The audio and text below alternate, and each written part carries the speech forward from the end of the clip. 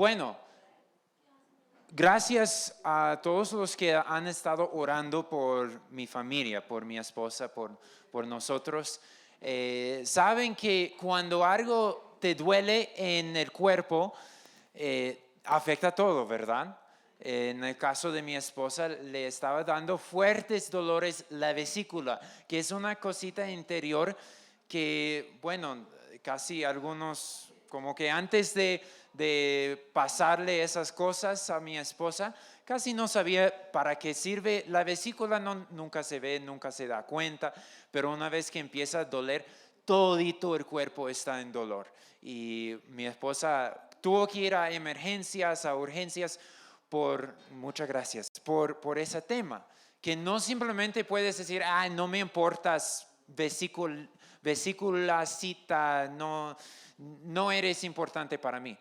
Y entonces tuvimos que verlo, tuvimos que ver qué podemos hacer. En fin, fue una decisión muy difícil, pero tuvimos que decidir quitarle la vesícula. Y su cuerpo no simplemente decir, bueno, es que me molestaba esa vesícula, no me importa que se vaya y ahora todo mejor, sino que ahora también siente el dolor de faltar esa vesícula. Y durante el resto de su vida hay algunas cosas que van a ser un poquito diferente porque le falta la vesícula. Y gracias a Dios, la vesícula es algo que se puede vivir sin vesícula, ¿verdad? Pero algunas cosas, el hígado, por ejemplo, no son así. Les cuento eso no solamente para decir un poco de lo que ha pasado con mi esposa, sino también para decir que me pareció que eso es bastante parecido a la imagen que Pablo nos da de la iglesia. Que hay personas que son parte de la iglesia que no se da cuenta de lo que aportan a la iglesia. Hay personas que cuando duelen, cuando algo le duele, cuando algo le pase a toda la iglesia. Y la iglesia como un cuerpo sufre juntos cuando un miembro está sufriendo, pasando algo, ¿verdad? Entonces eso es parte de lo que es la iglesia. Bueno. En realidad esa ilustración tiene más que ver con lo que ya han ido aprendiendo de parte de Cristian, de parte de otros acerca de la identidad de la iglesia. Pero hoy vamos a continuar en el tema de la misión de la iglesia.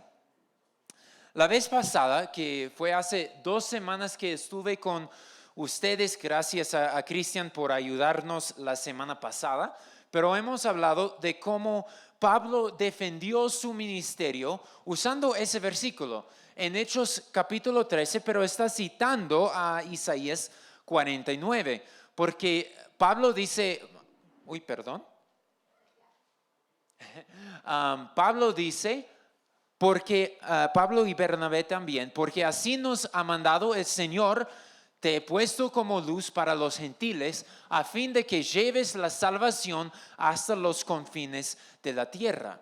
Pero después hemos visto en Isaías y hemos confirmado que cuando el Señor Dios dijo eso, estaba hablando de su siervo que resulta ser el Mesías. Está hablando del Mesías y aún así Pablo y Bernabé dicen que Dios ha dicho eso a nosotros. Nos ha encargado a nosotros ese versículo, aunque aplicaría o aplicaba originalmente al Mesías. Y entonces les propuse eso. Propuse que, el clicker no me funciona al momento. Lo leo para ustedes. No es que Pablo ni Bernabé cree ser el Mesías, sino que entendía que su misión era una extensión de la misión de Jesús el Cristo, el Mesías. Entonces, si eso es verdad, nos toca aprender un poco mejor cuál era la misión de Jesucristo. Me parece que el sistema está muy lenta esta mañana, pero voy voy leyendo para ustedes. Hemos repasado la vez pasada lo que en algunas promesas de una simiente que se encuentra en el Antiguo Testamento, y en base de eso hemos visto que la misión de esa Mesías iba a ser de rescatar a la humanidad del poder del pecado y de Satanás, como fue prometida a Eva, una simiente que iba a derrotar al serpiente, que iba a pisotear a su cabeza. También hemos visto que en la simiente de Abraham iba a ser el Mesías que iba a bendecir a todas las naciones y pueblos de la tierra. Hemos visto también, a ver si todavía, hemos visto también que como simiente de David iba a reinar sobre Israel, pero no solamente sobre Israel, sino también sobre las naciones, y así ser luz y salvación para las naciones, reinando sobre el mundo. Eso era la misión en breve del Mesías prometida. Hay bastante más que se podría ver, pero lo interesante es que hemos visto confirmado en la primera versícula, el primer versículo de Mateo, que Jesús es ese Mesías, pues presenta a Jesús como Jesucristo. Cristo significa Mesías, el hijo de David y el hijo de Abraham. Y claramente también es el hijo de Eva, pues todos somos, pero específicamente mostrando que es aquella simiente prometida. Pero lo interesante es que no solamente Jesús cumplió esa misión del Mesías, porque hay algunas partes que todavía no cumplió en total durante su vida, ¿verdad? Nunca llegó a ser proclamado el rey sobre toda Israel y sobre las naciones. Bueno, sí, en fin, dice que toda autoridad me ha sido otorgado, pero en cuanto a lo físico, no todavía se reconoce a Jesús como el rey de Israel, ni tampoco de las naciones, ¿verdad? Tampoco Jesús se fue para llevar su mensaje a los gentiles. Algunos cuantos gentiles sí escucharon a Jesús, pero no fue personalmente a las naciones, sino que, aquí está lo interesante, Él encomendó a su misión a sus discípulos. ¿Conocen algunos versículos que se llaman la gran comisión? Correcto, hermano. Vamos a ver Mateo capítulo 28, pero quiero guardar ese pasaje más conocido para el último. También se ve en Hechos, capítulo 1, versículo 8. No buscan esos porque vamos rápido. Después vamos a repasar un poco más.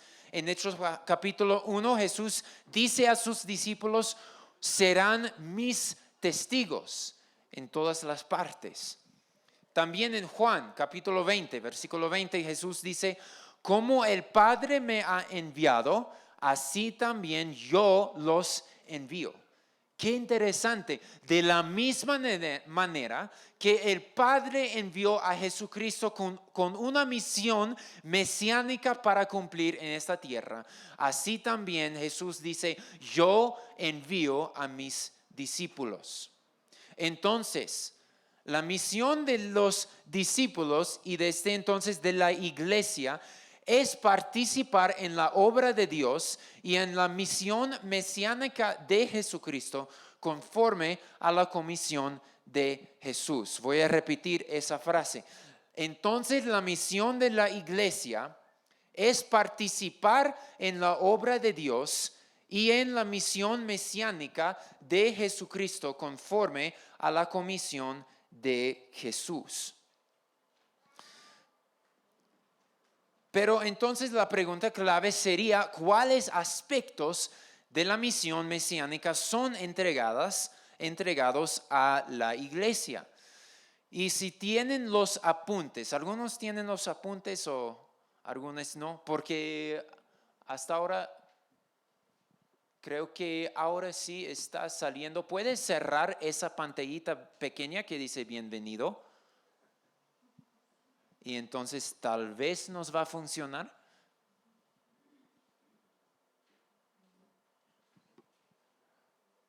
Ok, vamos a ver.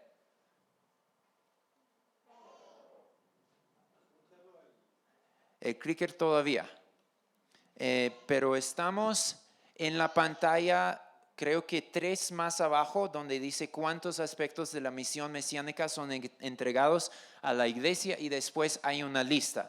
Y no sé si puedes mostrarnos esa lista. Entonces, hay algunas partes de la misión mesiánica que obviamente no son para nosotros. ¿Cuántos de ustedes pueden morir por otra persona para ganarle la salvación? ¿Alguien? No, ¿verdad? Ninguno de nosotros, porque somos también pecadores, solamente lavados por la sangre de Jesús. Hay una sola persona en toda la historia que pudo hacer esa obra, y es Jesucristo. Nunca podemos morir por el pecado o obrar salvación para el mundo, pero la iglesia sí participa en cuanto a testificar de la obra de Jesús y llevar el mensaje de esa salvación al mundo, ¿verdad? Nosotros no somos los que obran la salvación, pero nosotros llevamos la salvación en el mensaje del evangelio a las naciones. Nosotros no somos encargados de juzgar y reinar sobre las naciones. Voy a enfatizar ese punto otra vez en un momento. No vamos a juzgar sobre las naciones, por lo menos en esta vida terrenal, pero sí somos embajadores del reino de Jesucristo, que Él es quien reina y nosotros somos sus embajadores de su reino. Nosotros nunca vamos a poder restaurar a completo la armonía en la creación con la presencia perfecta de Dios habitando en la sociedad, en la creación. Y vamos a tocar eso en un momento otra vez también. No es nuestra tarea, pero sí somos responsables de ser una nueva creación en esta tierra y de ser el templo de la presencia de Dios, ¿verdad? No podemos manipular a la sociedad para hacer lo que Dios quiera que, en fin, en el tiempo del milenio sea sobre toda la tierra, pero sí podemos ser una sociedad, una comunidad transformada por el evangelio, una nueva creación y el templo de la presencia de Dios. ¿Qué significa eso? Vamos a ver en un poco más detalles en un momento. Entonces, en resumen, hemos visto en Hechos capítulo 13 que Pablo dice que Dios le ha mandado ser luz a los gentiles a fin de que lleves la salvación hasta los confines de la tierra. Y aunque ese versículo era algo escrito acerca del Mesías, ahora nosotros, por medio de la gran comisión, somos llamados. Perfecto. Hemos repasado así, aquí estamos. Ahora nosotros somos llamados a participar en esa misión del Mesías. Y Jesús mismo también dice en Mateo 5, versículo 14, ustedes son la luz del mundo, ¿verdad? Jesús mismo dice a sus discípulos que ellos van a ser la luz del mundo. Así que con eso concluimos lo que era para hace 2 semanas, pero hemos recorrido un poco. Ahora sí, parte 2, el llamado a la misión en el Nuevo Testamento. Vamos a repasar algunos pasajes del Nuevo Testamento que nos enseñan un poco más acerca de la misión de la iglesia. Hay mucho que aprender del Antiguo Testamento, de la profecía, pero el Nuevo Testamento fue escrito justamente para la iglesia y muchos pasajes hablan de cómo es su misión. Pero antes quiero repasar algunas ideas equivocadas de la misión de la iglesia. Por ejemplo, en algunas iglesias, algunas formas de cristianismo, se piensa que la iglesia es el mediador de la salvación por medio de los sacramentos, especialmente el bautismo y el eucaristo, ¿cómo se dice? La Santa Cena, Eucaristía. Por medio de esos sacramentos se salvan las personas. Entonces la iglesia tiene el encargo de promover la salvación por medio de los sacramentos. Eso es completamente falso. Solamente la obra de Jesús es lo que trae y obra la salvación. Pero sí, la iglesia tiene el mensaje de la salvación y su misión es llevar ese mensaje a los confines de la tierra. La iglesia no tiene la misión de promover un reino físico o perfeccionar a la sociedad. Y hay momentos en la historia donde la iglesia ha querido tomar el control del gobierno, de la sociedad, para promover una sociedad perfecta, un reino de Dios en la tierra. Eso no es exactamente la misión de la iglesia. Tampoco es expandir a tu local o tu denominación. Y también es esa idea, pongo ahí ¿cómo se dice? Knight, con la espada, como para mostrar que se ve como una lucha en física. No es una lucha en física, nuestra lucha es espiritual, ¿sí o no? Pero a la vez, la iglesia sí es una manifestación del reino espiritual de Dios en la tierra. Y su misión es expandir a ese reino, no a su propia denominación, no a su propia membresía de una iglesia local. Eso no es el punto clave, sino el reino de Dios y la iglesia universal. Había otro punto que no apareció aquí, pero tengo en los míos. La misión de la iglesia no es simplemente que los evangelistas comparten el evangelio. No es suficiente que los que son llamados y dotados con el don de evangelismo, que ellos proclamen a Jesús y así cumplimos nuestra misión como iglesia, sino que Dios llama a todos los miembros de la iglesia a ser parte de su misión. Y tampoco esa misión es solamente contar el evangelio. Eso sí es una parte bien clave, pero no es todo lo profundo de la misión a la cual Dios nos llama. Entonces, quiero ver algunos pasajes que nos enseña el Nuevo Testamento en cuanto a nuestra misión. Vamos a ver 5 ejemplos en esta mañana, Dios mediante. Primero, de Lucas 24 y de Hechos 1, que somos testigos de Jesús. Segundo de Corintios 5, que somos ministros de reconciliación. Tercer, de Primera de Pedro, capítulo 2, que somos real sacerdocio, que ustedes ya han visto la semana pasada, pero vamos a repasar un par de detalles ahí. Cuarto, de Efesios 2, que somos el templo vivo. Y por fin vamos a repasar la gran comisión de Mateo 24 con esos pasajes y esos conceptos en mente. Y vamos a ver si tenemos una nueva panorama para ver ese pasaje de Mateo capítulo 28. No hemos empezado con oración, así que antes de repasar esos pasajes, quiero tomar un momento para orar, que Dios bendice a ese estudio de su palabra. Señor nuestro Dios, te encomendamos este tiempo porque somos tu iglesia y queremos que tu Espíritu sea quien realmente nos enseñe de parte de tu palabra, que inspiraste hace unos 2000 años, partes hace mucho más tiempo, pero todavía sigue muy relevante para nuestra vida y nuestra misión. Toca nuestros corazones y mándanos a la misión.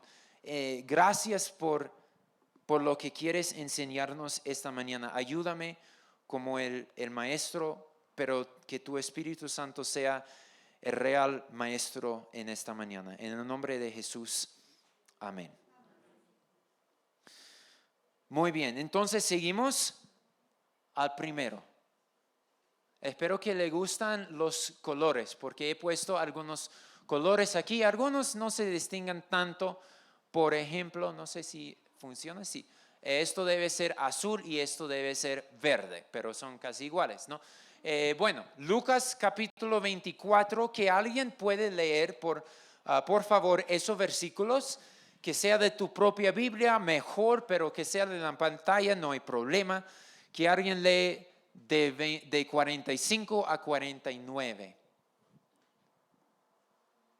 Dice, entonces les abrió la mente para que comprendieran las escrituras, y les dijo, así está escrito, que el Cristo padecerá y resucitará de entre los muertos al tercer día, y que en su nombre se predicará el arrepentimiento para el perdón de los pecados a todas las naciones, comenzando desde Jerusalén. Ustedes son testigos de estas cosas. Por tanto, yo enviaré sobre ustedes la promesa de mi Padre, pero ustedes permanezcan en la ciudad hasta que sean investidos con poder de lo alto. Amén. Vamos a también, que otro puede leer Hechos capítulo 1, versículos 6 a 8. Quiero que reconozcan cómo son parecidos estos dos pasajes. Y recuerdan que son el mismo autor. El libro de Hechos es el segundo volumen del libro de Lucas. Y entonces no nos debe sorprender que es parecido. ¿Quién puede leer, por favor, de Hechos 1? Hechos 1, 6 al 8.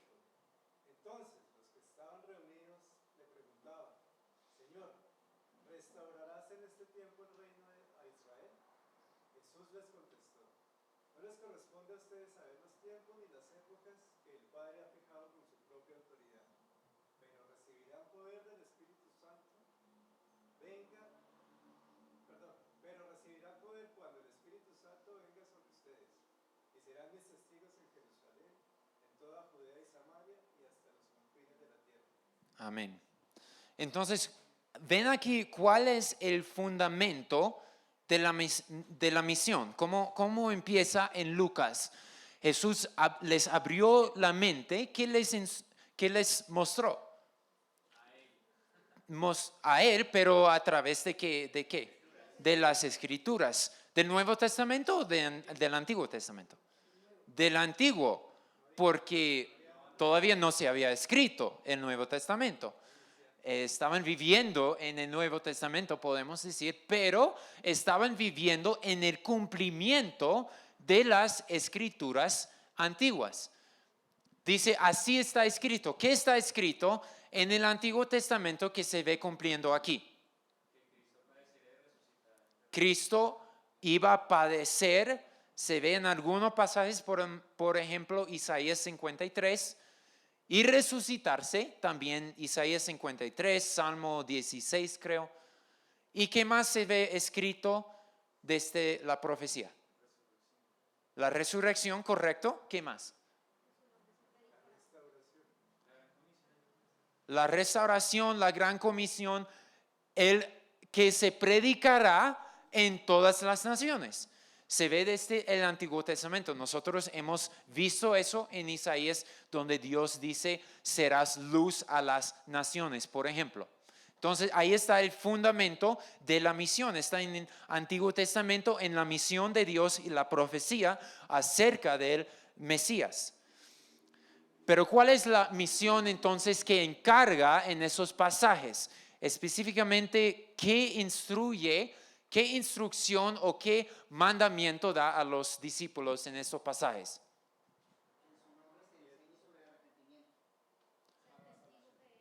¿Sí? Serán testigos de Él. Lo interesante es que no hay, perdón, quedarse en un solo lugar. Bueno, hay ese mandato porque tienen que esperar al Espíritu Santo. Pero lo interesante es que la gran comisión aquí no llega como mandamiento exactamente. No es un verbo, ¿cómo se dice? Imperativo, ¿verdad? Sino que es casi descriptivo. Ustedes son testigos de esas cosas en Lucas 24:48. Son testigos. ¿Han visto? ¿Qué hace un testigo? Exacto. Cuenta lo que ha visto, lo que ha experimentado personalmente para dar testimonio a la verdad, para que conozcan que sí es real, es verdad. Y en este caso están testificando de ¿qué cosa? De Cristo, de lo que ha hecho, pero también de su llegada que fue profetizada en cumplimiento de las Escrituras, ¿verdad? Están testificando que Dios ha cumplido su palabra y hay salvación por medio de Jesucristo. Interesante, en Hechos capítulo 1 está en el tenso futuro. Ustedes serán mis testigos. Como que de alguna forma es como una profecía, que serán sus testigos en todas partes. Pero también eso implica un mandamiento, ¿verdad? Que tienen que obedecer y ser testigos. Así que lo veo de esas dos partes. Interesante que Jesús no usa una forma de verbo imperativo, pero a la vez se entiende por medio de lo que dice que la misión va a ser testificar de Jesús. Ahora lo interesante es que los discípulos tenían bastante para testificar, ¿verdad? Han visto a Jesús, han visto su ministerio, sus milagros, han visto que le mataron y han visto que resucitó. Y hay ninguna otra persona en la historia que ha hecho ninguna cosa parecida, ¿verdad? Pero ¿cuántos de ustedes han visto con sus propios ojos esas cosas? Ninguno, ¿verdad? Entonces no aplica a nosotros, ¿verdad? No tan fácil. Pero nosotros sí podemos testificar de algo, ¿verdad? ¿De qué podemos testificar en cuanto a Jesús? De lo que hemos visto y experimentado. Él nos ha salvado, nos ha dado libertad. Algunos tienen testimonios, pero bellísimos, fuertes de lo que Dios ha cambiado en su vida. Pero otros como yo, no, tal vez soy de familia cristiana y no tanto puedo decir que estuve en la droga y ahora soy limpio. No tanto puedo decir, pero puedo testificar de algo, ¿verdad? ¿Qué más puedo testificar? Correcto, que he visto que Dios está cumpliendo su palabra. Puedo testificar de cómo es mi relación con el Señor, que ahora tengo relación con el Señor. Cuando oro, puedo sentir su presencia, pero no es solamente un sentimiento, es una realidad que puedo experimentar, ¿verdad?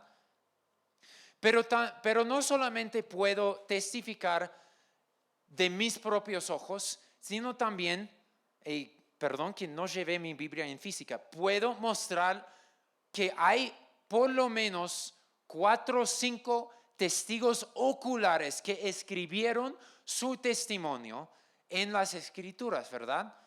Bueno, algunos no sabemos exactamente. Lucas, no sabemos si Lucas estaba allí cuando Jesús murió, resucitó. Pero sí, él dice a principio de su primer y su segundo libro que él está escribiendo en base de lo que han visto testigos oculares, en base de pruebas que han demostrado que esas cosas son verdaderos, ¿verdad? Entonces podemos mostrarles el testimonio de los testigos oculares y también podemos testificar de lo que Dios ha hecho en nuestra vida, ¿verdad? Entonces nosotros sí somos testigos de Jesús en Jerusalén, en Judea, en Samaria, en Bogotá, en Colombia, en Latinoamérica y hasta los confines de la tierra. Pero no lo hacemos solamente por nuestra fuerza. Si fuera así, podemos testificar cuanta quiera, pero ¿quién va a creer nuestro mensaje? Sino también dice, esperen. ¿Para qué cosa? ¿De dónde va a salir el poder para cumplir esa misión? El Espíritu Santo. En este lado dice, enviaré sobre ustedes la promesa de mi Padre. Creo que también refiere al Espíritu Santo. ¿Y qué pasa cuando viene? Sean investidos con poder de lo alto. Y aquí también dice, recibirán poder cuando el Espíritu Santo venga. Amén. Entonces, el poder para la misión, sí debemos usar estrategia, fuerza, recursos, lo que podamos para la misión a la cual Dios nos llama. Pero el poder y el cambio final viene del Espíritu Santo.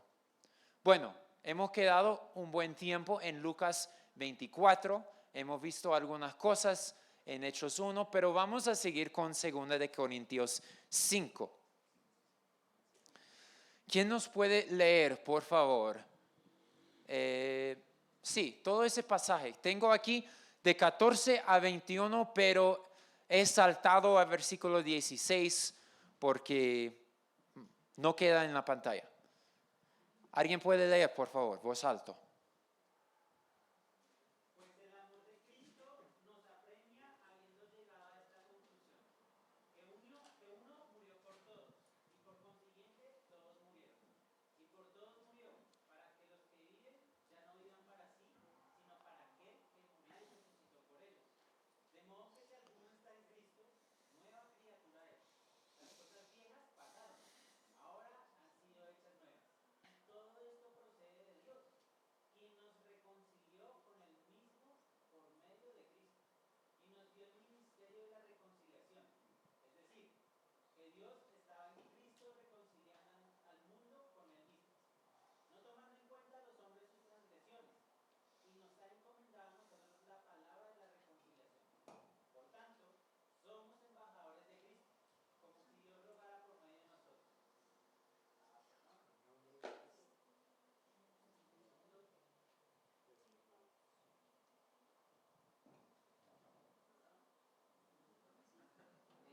Como si Dios rogara por medio de nosotros. En nombre de Cristo le rogamos.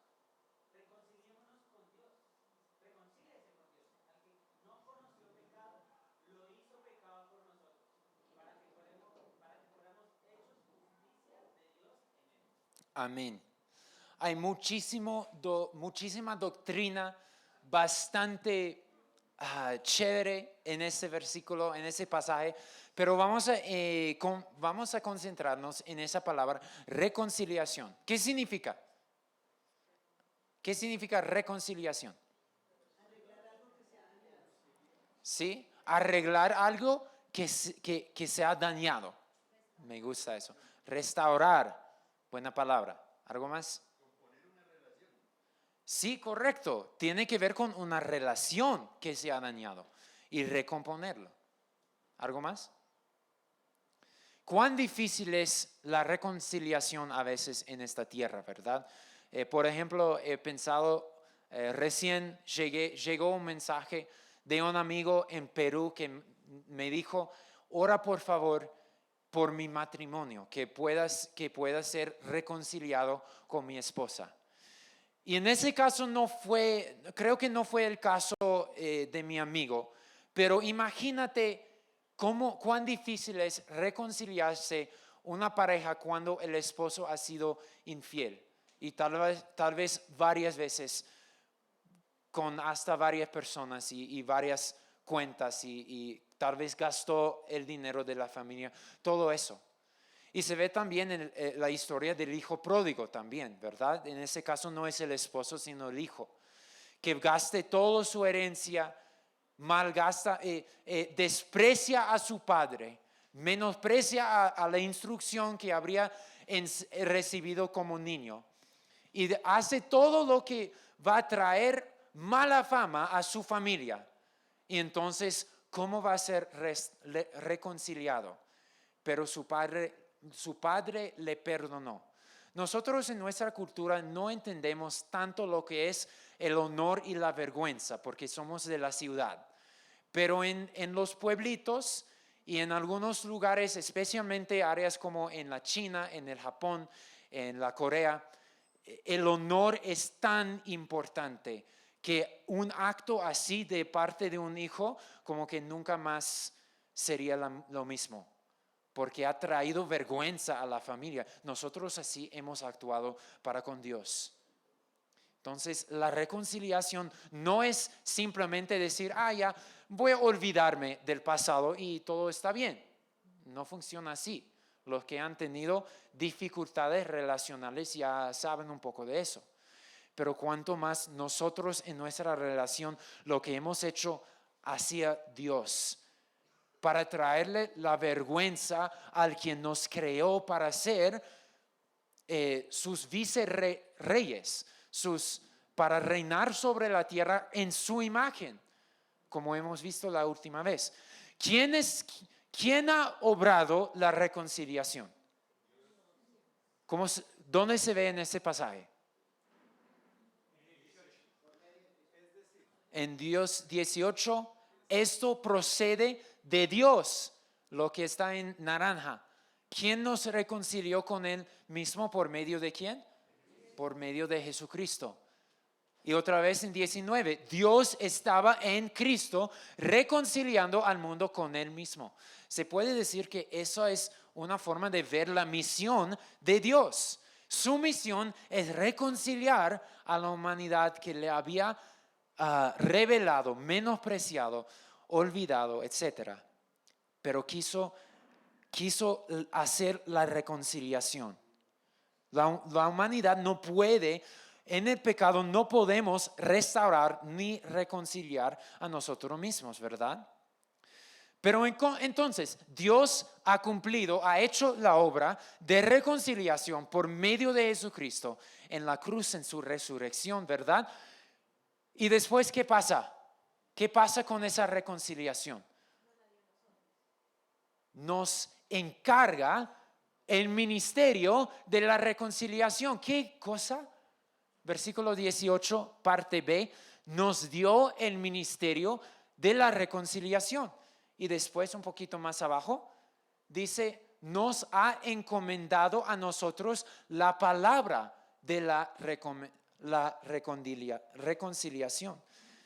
Qué cosa tremendo que Dios ha dado participar en su misión, en ese ministerio de reconciliar a las personas por medio de la obra de Jesucristo. Se nota también aquí, dice la palabra de reconciliación, porque el Evangelio tiene ese poder, ¿verdad? Y se comunica por medio de palabras.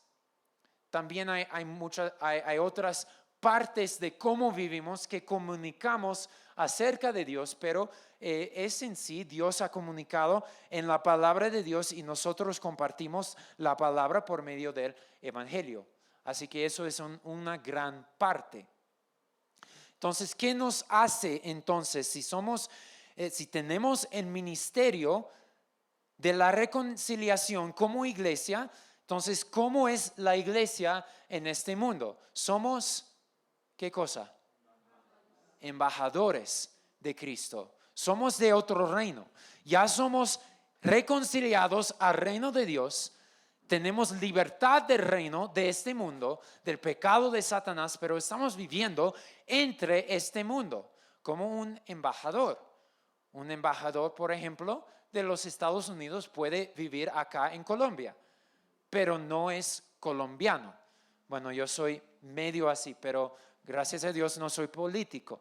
Tal vez no lo debo decir así, pero bueno, un embajador entonces sabe que su ciudadanía y su lealtad está en otro país, aunque vive en ese lugar, pero no vive ahí para combatir.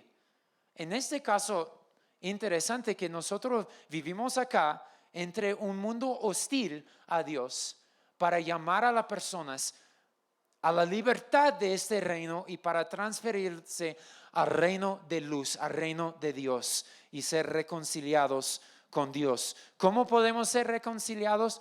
Porque el que no conoció pecado se hizo pecado para nosotros para que fuéramos hechos justicia de Dios en él. Qué chévere, no quiero dejar esa frase, aunque no tenemos tiempo para exponerse más. Entonces llevamos ese mensaje con todo lo que podemos, con las palabras, pero también con otras estrategias, rogamos a la gente, reconcíliense con Dios, pues somos encargados con esa misión. Iba a repasar algo y voy a pasarlo rapidito porque la hermana nos dijo que reconciliación es como arreglar algo que se ha dañado. ¿Qué es lo que se ha dañado y perdido? No está en ese PowerPoint, lo tengo en mi copia. Pero iba a repasar muy brevemente lo que vemos hace 2 semanas en el principio, que fuimos creadas en la imagen de Dios, como representativos de Dios, teniendo dominio sobre la creación bajo la autoridad de Dios, pero más importante, con una relación y cercanía con nuestro Creador para disfrutar de una adoración íntima con Dios. A eso Dios quiere reconciliarnos. Porque aquí en la última, una cosa última para ver aquí, el propósito, el fin. Ya no vivan para sí, sino para aquel que murió y resucitó por ellos. Somos nueva criatura, nueva creación, volviendo a propósito inicial de Dios en la creación tal vez. Pero al fin es para su gloria. Aquí estamos en Primera de Pedro capítulo 2 entonces. Ya han repasado. Los que estaban aquí la semana pasada han estudiado este pasaje juntos, han visto lo que presenta en cuanto a la identidad de la iglesia y qué implicaciones tiene en cuanto a la misión de la iglesia. Entonces, para los que estaban aquí la semana pasada, ¿qué nos enseña este pasaje acerca de nuestra identidad como iglesia?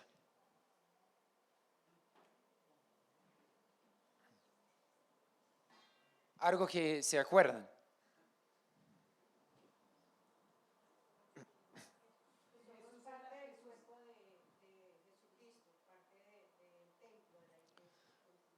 Correcto, construcción como de un templo juntos, como iglesia, sobre la piedra viva que es Jesús. Sí, Cristo es el fundamento y la roca, ¿verdad? Somos escogidas, preciosas por Dios. Así nos ve. Eso tiene que ver con la reconciliación también, ¿no? Quiero enfatizar un par de cosas. Y uno es, aquí mayormente es sacerdocio. ¿Qué implica ese término sacerdocio acerca de nuestra misión? Dice que como una casa espiritual para un sacerdocio santo. ¿Qué hacemos como sacerdocio? Como sacerdotes. Tenemos acceso a Dios para presentarle ofrendas en su presencia. Lo interesante, han visto como que antiguamente solamente eran algunas personas especiales escogidos, pero ahora dice a todos que somos escogidos especiales, linaje escogido, dice más abajo, pero dice que como sacerdocio todos podemos ofrecer sacrificios espirituales aceptables a Dios por medio de Jesucristo. Entonces, ¿cuántos creyentes son sacerdotes? Todos los creyentes en Jesucristo, todos los que tienen salvación también tienen sacerdocio como parte de la iglesia, ¿verdad? Y se nota aquí otra vez que el fin no es nosotros. El fin de la misión de Dios no es simplemente que hombres tengan y mujeres tengan vida eterna, sino es ofrecer sacrificios espirituales aceptables a Dios, es glorificar a Dios, tener restaurado una relación que le dé la gloria que merece. ¿Qué tipo de sacerdotes somos? ¿Qué tipo de sacerdote? De sacerdocio. Sacerdocio real, también sacerdocio santo, real sacerdocio. como han visto la semana pasada, es como que reyes y también sacerdotes. También se puede decir sacerdotes del rey. Tal vez las dos cosas. Pero se ve más claramente también en Apocalipsis capítulo 5, cuando dice, con tu sangre compraste para Dios a gente de toda tribu, lengua, pueblo y nación. Y los has hecho un reino y sacerdotes para nuestro Dios y reinarán sobre el mundo. Recuerden que eso era el diseño de Dios desde el principio, que reinan los hombres de alguna forma. Ahora, eso aquí habla de un futuro, ¿verdad? Reinarán en el futuro sobre la tierra. Otra vez, no es la misión de la iglesia tomar control político en el mundo actual. No somos llamados a hacerlo. Pero sí hay un futuro y a la vez, aún hoy en día, Pedro dice que somos real sacerdocio. Sacerdocio, entonces, pensando en qué implica ese término, qué implica ser sacerdotes, tengo dos puntitos acá. Uno es que implica que hay libre acceso para adoración en la presencia de Dios. Los sacerdotes adoraban, ofrecían sacrificios de parte del pueblo como representativos, pero ahora por medio de Jesús, todo el pueblo, toda la iglesia tiene entrada como sacerdotes. Se ve eso claramente también en el libro de Hebreos. Pero también hay otra parte que es misional. Los sacerdotes antiguamente mediaban la presencia de Dios, eran instructores de la ley de Dios, bendecían al pueblo de Dios en el nombre de Dios. Es decir, los sacerdotes antiguamente representaban a Dios delante del pueblo. Y creo que de alguna forma también nosotros somos llamados a representar a Dios delante del mundo. ¿En qué forma? Bueno, en la forma que hemos visto en la Gran Comisión, que somos testigos de Jesucristo, que somos templo del Espíritu Santo, que vamos a tocar en la siguiente pantalla, etcétera. Algún día me gustaría tocar ese tema otra vez, pensar más en lo que es real sacerdocio, pero vamos a mirar un poquito ese término. Aquí es casa espiritual y se ve más desarrollado esa idea en Efesios capítulo 2. Dejo a 1 de Pedro 2, 5 y 9, pero Efesios 2, que alguien puede leer, por favor, de 20 a 22. Están edificados sobre el fundamento de los apóstoles y profetas, siendo Cristo Jesús mismo la piedra angular, en quien todo el edificio bien ajustado va creciendo para ser un templo santo en el Señor. En Cristo también ustedes son juntamente edificados para morada de Dios en el Espíritu. Amén. Entonces, casa espiritual me parece también un término que significa templo, básicamente. Y se ve la misma cosa, que ese templo está construido sobre una piedra angular. ¿Quién es la piedra angular? Jesucristo, ¿verdad? Entonces se ve algunas cosas parecidas en esos dos pasajes. ¿Para qué sirve un templo? Para reunir las personas, ¿a qué? A adorar a Dios en la presencia de Dios, o en el caso de dioses falsos, de varios dioses o de cualquier Dios, supuestamente habiten en el templo. Y ahí la gente van para adorarle, para buscar su bendición, su perdón, lo que sea, ¿verdad? Pero ¿dónde está el templo hoy en día? En nosotros. ¿Cómo somos templo? Correcto, por medio del Espíritu Santo. No tenemos tiempo para mirar en Hechos capítulo 2, pero se acuerdan en el día Pentecostés, ¿Cómo vino el Espíritu Santo? ¿Qué vieron y escucharon en ese momento? ¿Perdón? Un estruendo, ¿sí? ¿Y qué vieron? Lenguas de fuego. ¿Se acuerdan cuando cuando Israel estaba en el desierto y vieron el fuego sobre el tabernáculo? ¿Sí? Entonces Dios como mostrando que ahora todos ellos son mi templo, mi tabernáculo. Nosotros somos edificados para morada de Dios en el Espíritu, ¿verdad? Entonces, a ver, perdón un momentico para ver mis apuntes. Ya, implicaciones. Tengo una frase para proponer con ustedes. A medida que la iglesia cumple su misión por el poder del Espíritu Santo, el nuevo templo va creciendo. ¿Se ve eso aquí en Efesios 2? Va creciendo para ser un templo santo en el Señor. Y así Dios va llenando la tierra de su gloria. Se ve en algunos pasajes del Antiguo Testamento y algunos principios que Dios quiere llenar la tierra de su gloria. Hay varias partes de Isaías, por ejemplo, donde dice, la tierra será llena del conocimiento del Señor. Hay algunas canciones que cantamos también que dicen algo así. Y será